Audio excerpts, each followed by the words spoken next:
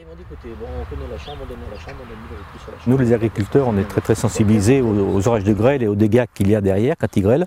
Donc depuis très longtemps, avec la chambre d'agriculture, mais aussi le service ADELPHA au niveau départemental, ou ANELPHA au niveau du pays au niveau de la France, il y a un système de lutte anti-grêle, donc ce que vous allez voir ici, qui est un réseau, c'est une multitude de points avec des générateurs comme là au Fossat, mais qui est un peu de partout dans le sud-ouest.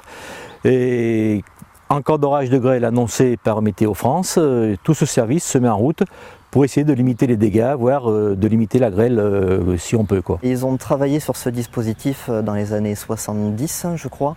Là, c'est le père du professeur Dessens, c'est Henri Dessens qui a mis ça en œuvre avec d'autres scientifiques.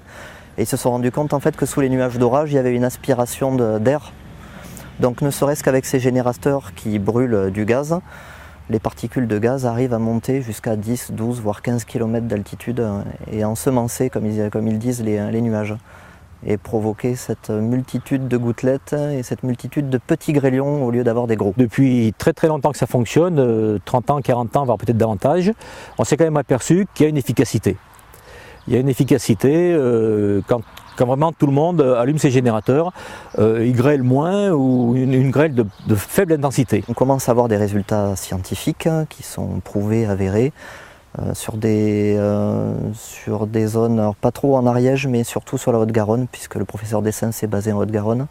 Ensuite en Espagne aussi, ils ont fait pas mal d'études, des études avec des cas contraires, c'est-à-dire des dispositifs qui étaient en place et qui ont été arrêtés. Ils se sont rendus compte qu'il y avait une augmentation significative et du nombre d'averses de grêle et de l'intensité de la grêle. Ce que l'on fait profite à tout le monde parce que les agriculteurs d'accord, mais il y a aussi, moi en tant que privé, j'ai une voiture qui peut être dehors, qui peut être grêlée, tout ce qui est dehors, les tuiles de la maison, les vitres, les baies vitrées, enfin bon, je veux dire que tous les gens sont concernés par cette lutte, la lutte anti-grêle.